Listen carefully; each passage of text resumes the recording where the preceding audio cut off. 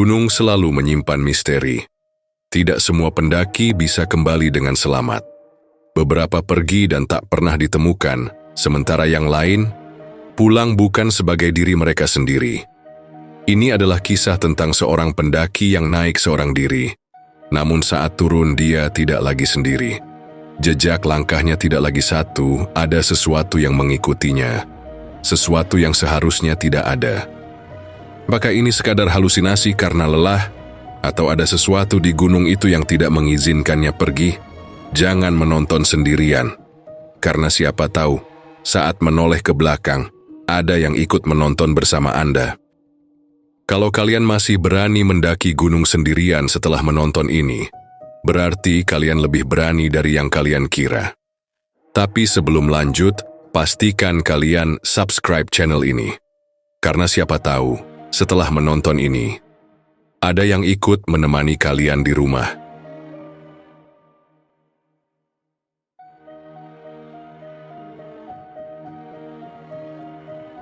Rudy menarik napas dalam. Udara gunung begitu sejuk, menusuk paru-paru dengan kesegaran yang tak bisa ia temukan di kota. Langit mulai memerah saat matahari perlahan tenggelam di balik pepohonan tinggi. Ia berdiri di sebuah jalur pendakian yang jarang dikunjungi. Gunung ini tidak begitu populer, hanya dikenal oleh segelintir pendaki yang mencari ketenangan. Rudy mendaki sendirian, bukan karena ia tidak punya teman, tetapi karena ia merasa lebih bebas tanpa ada yang mengatur langkahnya. Namun semakin tinggi ia mendaki, perasaan ganjil mulai merayapi pikirannya. Seperti ada yang mengikutinya. Setiap kali ia berhenti, ia mendengar suara langkah lain, senyap, nyaris tidak terdengar, tetapi cukup untuk membuat bulu kuduknya meremang. Ia menoleh ke belakang, kosong. Hanya pepohonan tinggi yang bergoyang pelan diterpa angin. Tidak ada siapapun di sana. Rudy menggelengkan kepala. Mungkin cuma perasaanku, gumamnya. Ia melanjutkannya melangkah, tetapi kali ini ia merasa tidak lagi sendirian. Langit mulai menggelap ketika Rudy tiba di sebuah tanah lapang kecil. Ini tempat yang sempurna untuk mendirikan tenda. Dengan cepat, ia memasang tenda, menyalakan api kecil, dan duduk di depan perapian sambil menikmati kopi instan yang ia bawa. Tetapi ada sesuatu yang mengusiknya. Ada jejak kaki di tanah. Dan yang lebih aneh, jejak itu bukan miliknya. Keningnya berkerut. Seingatnya, sejak tadi tidak ada pendaki lain di jalur ini. Tiba-tiba terdengar suara pelan di belakangnya. Rudy langsung menoleh, jantungnya berdegup kencang. Seseorang atau sesuatu sedang berdiri di balik pepohonan, mengintip dari dalam kegelapan. Sosok itu samar, seperti bayangan, tanpa bentuk yang jelas, tetapi matanya, dua titik cahaya redup, menatap lurus ke arahnya. Rudy mencoba tetap tenang. Ia mengusap matanya, berharap ini hanya efek kelelahan. Namun saat ia membuka mata lagi, sosok itu sudah lebih dekat, hanya berjarak beberapa langkah darinya. Tapi Rudy tidak mendengar suara langkahnya. Sesuatu di gunung ini tidak berjalan seperti manusia. Angin gunung berembus pelan, membawa hawa dingin yang semakin menusuk kulit. Rudy masih duduk di depan perapian, menatap ke arah pepohonan tempat sosok itu sebelumnya berdiri. Namun, kini tidak ada siapa-siapa. Rudy menghela napas, mencoba meyakinkan dirinya bahwa semua itu hanyalah bayangan pikirannya. Tetapi, ada sesuatu yang membuatnya gelisah. Api unggunnya bergetar seolah terkena hembusan napas seseorang. Ia memegang jaketnya erat-erat, mencoba mengalihkan pikirannya. Namun, tiba-tiba, krek, suara ranting patah terdengar di belakangnya. Dengan cepat Rudy menoleh, matanya menyisir sekitar, mencari sumber suara. Tidak ada apa-apa, hanya kegelapan yang semakin pekat, seperti menyembunyikan sesuatu di balik bayangan pepohonan. Jantungnya mulai berdetak lebih cepat. Ia meneguk kopinya yang kini sudah dingin, mencoba mengusir kegugupan. Tetapi, sebelum ia sempat tenang, suara langkah itu kembali terdengar, perlahan, teratur, mendekat dari arah belakang tendanya. Rudy memutuskan untuk masuk ke dalam tendanya, berharap bisa merasa lebih aman. Ia menarik resleting tenda dengan tangan sedikit gemetar. Begitu berada di dalam, ia menarik napas panjang, mencoba menenangkan diri. Namun baru saja ia berbaring, sesuatu bergerak di luar tenda. Bayangan samar tampak dari balik kain tipis tendanya. Bentuknya tinggi, berdiri diam tanpa suara. Rudy menahan napas. Bayangan itu tidak bergerak seperti manusia. Bentuknya sedikit melengkung, seperti memiliki leher yang terlalu panjang, dan tangannya menggantung tidak wajar. Pelan-pelan, bayangan itu mulai membungkuk, seolah sedang mencoba mengintip ke dalam tenda. Jantung Rudy serasa akan meledak. Ia ingin berteriak, tetapi suaranya tertahan di tenggorokan. Lalu terdengar suara, "Shh." Suara itu pelan, tetapi jelas, dan suara itu berasal dari dalam tendanya sendiri. Nafasnya tercekat. Jantungnya berdetak kencang seolah hendak meledak. Ia tak berani bergerak, tak berani menoleh, bahkan tak berani bernapas terlalu keras.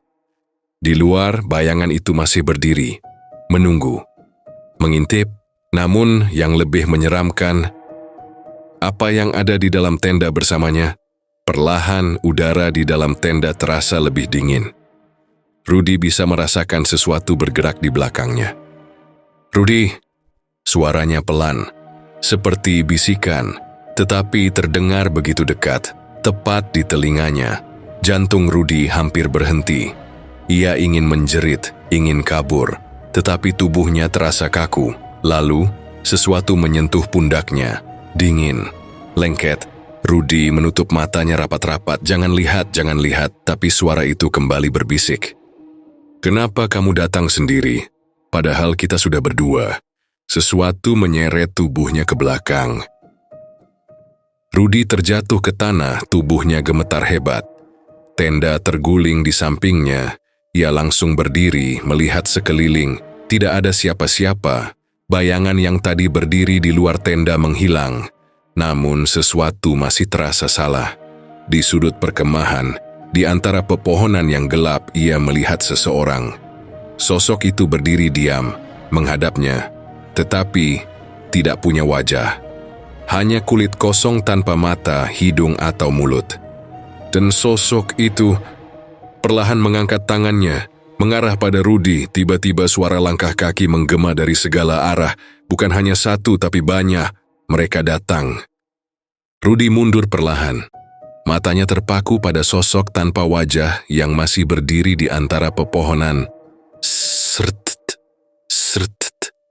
Dedaunan kering bergesekan di sekelilingnya. Ada banyak langkah kaki, tetapi Rudy tidak bisa melihat siapa yang melangkah atau apa. Jantungnya berdetak semakin cepat. Ia tahu ia harus kabur, tapi tubuhnya terasa berat. Sosok tanpa wajah itu masih mengangkat tangannya ke arah Rudy. Tiba-tiba, dari balik kabut muncul tangan-tangan kurus dan pucat yang merayap dari tanah. Bergerak seperti ular, Rudy melangkah mundur lagi. Tapi di belakangnya, sebuah tangan mencengkeram kakinya. Tangan itu keluar dari dalam tanah. Dingin, mengeras, dan mulai menariknya ke bawah. Rudy berusaha menendang tangan itu, tetapi semakin banyak tangan lain muncul dari dalam tanah. Ia meronta sekuat tenaga, berhasil melepaskan diri, dan langsung berlari ke arah jalur pendakian. Namun suara langkah kaki tetap mengikutinya. Seret, seret, terdengar tepat di belakangnya. Dan semakin dekat, Rudy menoleh cepat. Tidak ada siapa-siapa. Tapi suara langkah itu masih ada, dan kali ini, langkah-langkah itu berhenti bersamaan dengan langkahnya sendiri, seolah-olah seseorang sedang berjalan tepat di belakangnya, mengikuti setiap gerakannya. Siapa? Siapa di sana? Suara Rudy bergetar. Tidak ada jawaban, hanya ada kabut tebal dan suara angin yang berbisik. Lalu, sesuatu menyentuh bahunya. Rudy menjerit dan langsung berlari sekencang-kencangnya. Jalur pendakian semakin gelap, kabut semakin pekat. Ia bisa merasakan sesuatu di belakangnya, dan saat ia menoleh ke samping, di antara pohon-pohon yang tertutup kabut, ia melihatnya. Sepasang mata merah menyala, mata itu mengikuti setiap langkahnya, bukan hanya satu pasang, banyak. Dari balik pepohonan, dari sela-sela akar dari dalam kabut, mereka mengintai dan tiba-tiba Rudy menyadari sesuatu yang lebih mengerikan.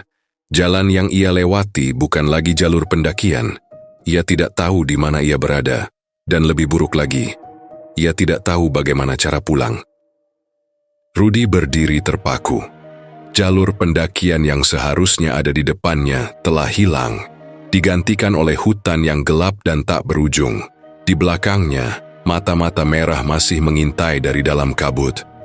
Angin malam berembus, membawa bisikan lirih yang terdengar seperti suara orang berbisik langsung di telinganya. Jangan berhenti, teruslah berjalan. Suara itu datang dari segala arah, membuat bulu kuduknya meremang. Rudy mencoba menenangkan diri, mencari jalur pulang. Tapi kemanapun ia melangkah, hutan ini tetap terlihat sama. Seolah-olah ia sedang berjalan di tempat yang sama berulang kali. Sampai akhirnya ia melihat sesuatu di kejauhan. Sebuah cahaya redup. Dengan langkah ragu, Rudy mendekati sumber cahaya itu. Di tengah hutan yang gelap, ia melihat sebuah rumah kayu tua. Lampu di terasnya berkedip-kedip. Seakan bisa padam kapan saja, dinding kayunya terlihat lapuk. Dengan jendela-jendela yang tertutup kain hitam. Tapi yang paling aneh, di depan rumah itu, ada seseorang yang sedang berdiri diam, seorang perempuan berbaju putih. Rambutnya panjang, menutupi sebagian wajahnya. Ia tidak bergerak sama sekali, hanya berdiri menghadap ke arah Rudy. Rudy menelan ludah. Perasaannya mengatakan ia tidak boleh mendekat, tapi saat ia mencoba berbalik, perempuan itu tiba-tiba sudah ada di belakangnya. Rudy tersentak mundur. Ia tidak melihat perempuan itu bergerak, tapi dalam sekejap sosok itu sudah berdiri hanya beberapa langkah darinya. Jantungnya berdegup kencang. Perempuan itu perlahan mengangkat kepalanya, dan saat wajahnya terlihat jelas. Itu bukan wajah manusia. Kulitnya pucat, matanya kosong tanpa bola mata. Mulutnya terlalu lebar, dengan senyuman yang tidak wajar. Dan yang lebih mengerikan, ia mulai tertawa pelan, lalu semakin keras. Suara tawanya terdengar dari segala arah, seakan ada ratusan orang yang ikut tertawa di dalam hutan ini. Telinga Rudy berdenging, ia tidak tahan lagi. Dengan sekuat tenaga, ia berlari meninggalkan rumah itu. Tapi suara tawa itu terus mengikutinya. Rudy terus berlari tanpa menoleh. Ia tidak peduli kemana kakinya membawanya. Yang penting, ia harus keluar dari tempat ini. Namun, setiap kali ia merasa sudah menjauh, di depannya selalu ada rumah kayu itu lagi, dengan lampu teras yang berkedip, dan perempuan berambut panjang yang berdiri diam. Demi sungguh aneh, senyuman itu masih ada, lebih lebar, lebih menyeramkan. Dan kali ini, perempuan itu melangkah mendekatinya, satu langkah, dua langkah, dan Rudy sadar, ia tidak akan pernah bisa keluar dari tempat ini. Kabut tebal semakin menelan hutan di sekitar mereka. Langkah-langkah kaki terdengar samar, seolah ada sesuatu yang mengikuti dari kejauhan. Udara menjadi lebih dingin, menusuk hingga ke tulang. Setiap suara ranting patah atau dedaunan yang bergeser seakan menandakan keberadaan sesuatu yang tak kasat mata. Malam semakin larut. Kabut yang menyelimuti hutan tak juga menipis, justru semakin pekat. Langkah kaki Rangga semakin berat, seakan ada sesuatu yang menahannya untuk terus berjalan. Nafasnya memburu, bukan hanya karena lelah, tetapi juga karena ketakutan yang semakin menghantuinya. Seharusnya ia sudah menemukan jalan turun dari gunung ini, tetapi setiap belokan yang ia ambil hanya membawanya kembali ke tempat yang sama. Hutan ini seperti bermain dengannya, mengurungnya dalam labirin tanpa akhir. Suara langkah di belakangnya masih ada, Bukan hanya satu, tetapi seperti ada beberapa pasang kaki yang mengikuti. Namun, setiap kali Rangga menoleh, yang terlihat hanya kehampaan dan kabut tebal. Lalu, suara itu muncul lagi. Rangga, suara seorang perempuan begitu dekat seperti berbisik di telinganya. Rangga membeku. Keringat dingin mengalir di pelipisnya. Ia tahu ia tidak boleh menoleh. Tetapi suara itu semakin mendesak, semakin dekat, dan semakin akrab di telinganya. Rangga, kamu lupa janjimu. Jantungnya hampir berhenti berdetak. Itu suara Dinda, tapi Dinda sudah. Kabut masih bergelayut di antara pepohonan, semakin tebal dan seakan bernyawa. Rangga berdiri terpaku, napasnya tertahan. Suara yang memanggilnya tadi, suara itu milik Dinda. Tapi, bagaimana mungkin? Dinda sudah menghilang sejak awal pendakian. Langkah-langkah samar terdengar di belakangnya. Pelan tapi pasti. Ia bisa merasakan seseorang berdiri sangat dekat. Udara di sekitar menjadi lebih dingin, seperti ada sesuatu yang menghisap kehangatan dari tubuhnya. Rangga. Suara itu terdengar lagi. Kali ini lebih jelas, lebih nyata. Dengan hati-hati ia berusaha untuk tidak menoleh. Ia tahu aturan di gunung ini, jangan pernah menoleh ke belakang, tapi rasa penasaran dan ketakutan bercampur menjadi satu. Tangannya gemetar, bulu kuduknya berdiri, lalu sesuatu menyentuh pundaknya, dingin, lembut, jari-jari yang tak kasat mata. Rangga meremas tali ranselnya, menggigit bibirnya sendiri agar tidak berteriak. Jika ia menoleh sekarang, apakah ia akan melihat Dinda atau sesuatu yang lain? Tapi sebelum ia bisa berpikir lebih jauh, kabut di depannya bergeser, memperlihatkan sosok yang berdiri tak jauh di depan. Dinda pucat, dengan mata kosong dan senyum yang tidak seharusnya ada di wajahnya. "Kenapa kamu meninggalkanku?" tanyanya dengan suara yang bergetar. Rangga mundur selangkah. Kakinya gemetar. "Dinda," gadis itu tersenyum lebih lebar, tetapi bukan senyum manusia. Itu senyum yang terlalu lebar. "Hari itu, aku juga turun dari gunung ini, Rangga, tapi aku tidak sendiri dan sekarang kamu juga tidak akan pulang sendiri." Langit malam di puncak gunung itu tampak kelam, tanpa bintang yang menemani. Hanya angin yang berbisik pelan, membawa aroma basah tanah yang baru saja diguyur gerimis. Rangga berdiri di tepi tebing. Napasnya tersengal, matanya menatap kosong ke dalam gelap yang seakan tak berujung. Di belakangnya terdengar langkah pelan namun berat, seperti seseorang yang berjalan dengan kaki yang terseret. Rang menutup matanya erat. Ia tahu siapa yang ada di belakangnya. Atau lebih tepatnya, apa? "Rangga, kamu janji akan menemaniku, kan?" Suara itu terdengar seperti desiran angin, tetapi juga seperti bisikan langsung di telinganya. Rangga merasakan bulu kuduknya berdiri. Keringat dingin mengalir di pelipisnya. Aku harus pergi," bisiknya tanpa berani menoleh. Tapi suara itu tertawa pelan. Sebuah tawa yang tidak menunjukkan kebahagiaan, melainkan kepastian. "Pergi? Kamu sudah datang sejauh ini, Rangga. Kamu tidak bisa pergi sendirian." Seketika itu juga, udara di sekitarnya menjadi lebih berat. Langkah Rangga seolah-olah terjebak dalam sesuatu yang tak terlihat. Ia mencoba menggerakkan kakinya, tetapi tubuhnya terasa semakin kaku. Dari sudut matanya, ia bisa melihat bayangan itu semakin jelas. Wujudnya menyerupai manusia, tetapi terlalu tinggi dan terlalu kurus. Rambutnya panjang menutupi wajahnya, namun sepasang mata merah menyala, bisa terlihat samar di balik helaian rambut itu. "Aku menemanimu mendaki, sekarang kau harus menemaniku turun." Rangga ingin berteriak, ingin kabur, tapi tubuhnya tak bisa bergerak. Jari-jari tangan pucat itu merayap di pundaknya, menekan dengan pelan tapi kuat. Dunia di sekitarnya mulai berputar. Suaranya tertelan dalam keheningan yang menakutkan. Lalu, segalanya menjadi gelap.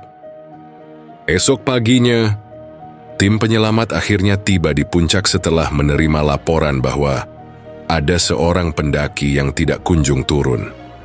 Mereka menemukan satu tenda yang sudah setengah roboh dengan bekas api unggun yang telah lama padam.